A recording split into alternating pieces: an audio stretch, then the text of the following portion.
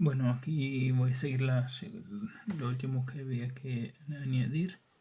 El flujo es el campo por la superficie por el ángulo entre ellos. ¿Esto qué viene a decir? Esto es esto. A ver, si tienes campo en esa dirección y tienes... no, voy a intentar dibujarlo de mejor forma.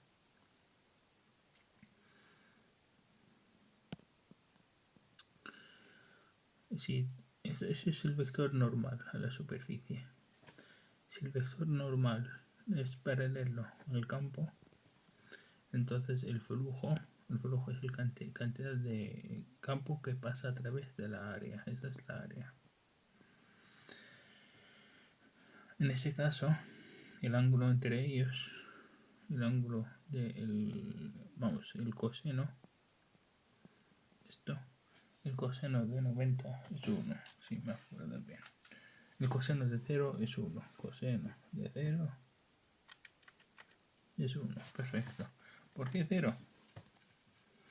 Porque hemos dicho el vector perpendicular, el vector normal de la superficie. Normal quiere decir perpendicular. El ángulo entre normal, es, 180 o 0, da igual. Puedo haber dibujado la normal así, ¿no? Esa es la normal. Y ese es el campo. Pues el ángulo aquí, eso es 0, porque van en la misma dirección. Aquí van en direcciones opuestas, es 180, pero bueno, da igual.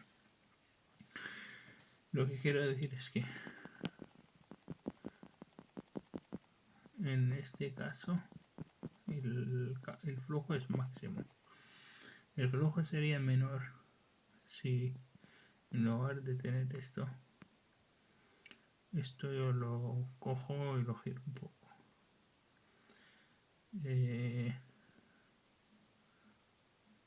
Esto sería algo como así en el peor de los casos. Si giro esto 90 grados. El flujo, bueno, voy a borrar esto porque molesta. El flujo, bueno, digo, el campo sería así, ¿no? Esa es la superficie, esa es la normal. El ángulo entre estos dos, ese es el campo. El ángulo entre estos dos son 90. El coseno de 90 es 0. Entonces, vas a variar entre 0 y 1. 0 cuando son perpendiculares, 1 cuando son paralelos. Y es lo que viene a decir esto aquí.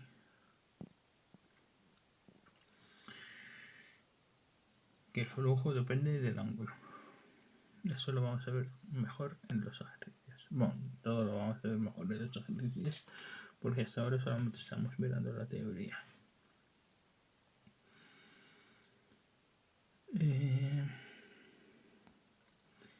A ver si algo no te lo conté. Flujo, la superficie, el campo y el ángulo.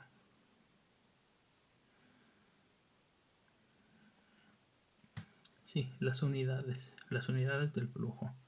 A ver, el coseno no tiene unidades. El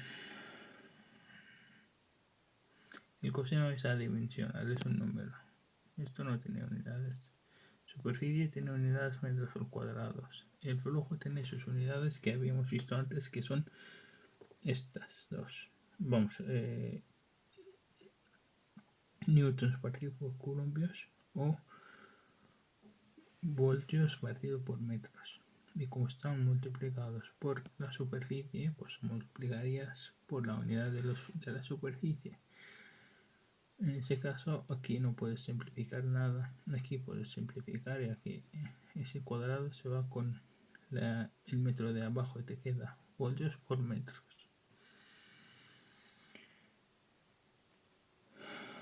Y lo último del tema, ya que el resto, como hemos visto antes, es teoría.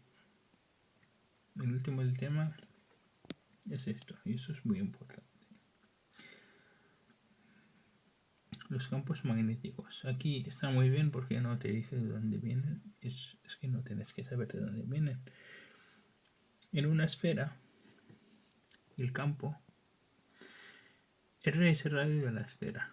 Esa R mayúscula es el radio de la esfera.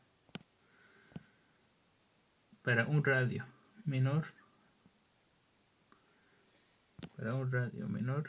o sea, si estás dentro de la esfera, aquí, cualquier sitio dentro de la esfera, el campo es cero.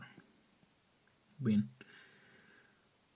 Cuando te alejas, esa esfera es que su superficie es, yo qué sé, por ejemplo, cargada positivamente, entonces el campo va a ir saliendo. Ahora ya estamos hablando de cuerpos cargados, no de cargas puntuales. Entonces, yo qué sé, a esa distancia aquí, ¿cuánto es el campo?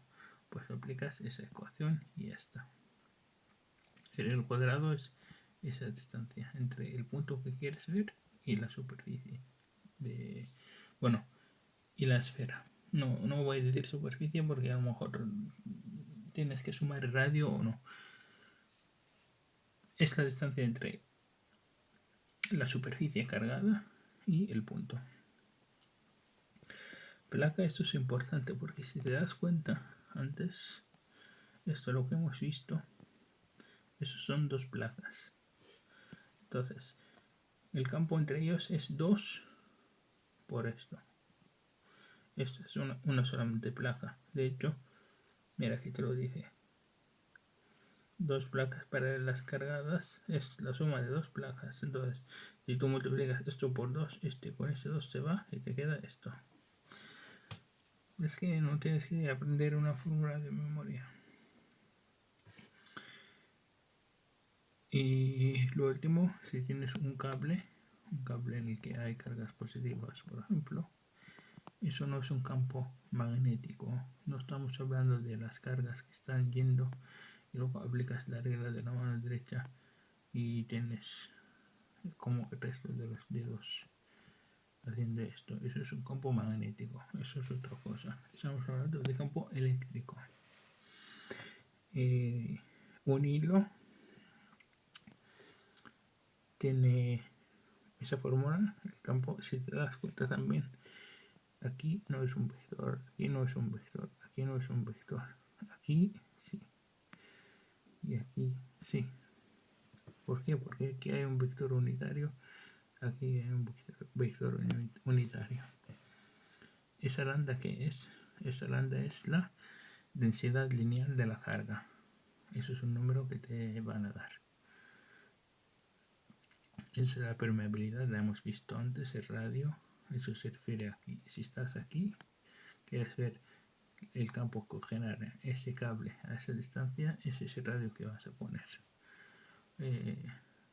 Ese es el unitario, lo hemos visto como antes, y te dije que es la densidad lineal de carga. ¿Cuántas cargas hay por unidad de longitud? En un metro hay 20.000 cargas, pues pones aquí 20.000 y ya está. Con esto hemos acabado la teoría. Mañana te paso vídeo de 3 o 4 ejercicios. No vamos a hacer 3 o 4 ejercicios que sean lo mismo con diferentes números. Voy a intentar hacer unos que engloban que sean muy diferentes, cosas muy diferentes, y así cubrimos los ejercicios de forma más uniforme.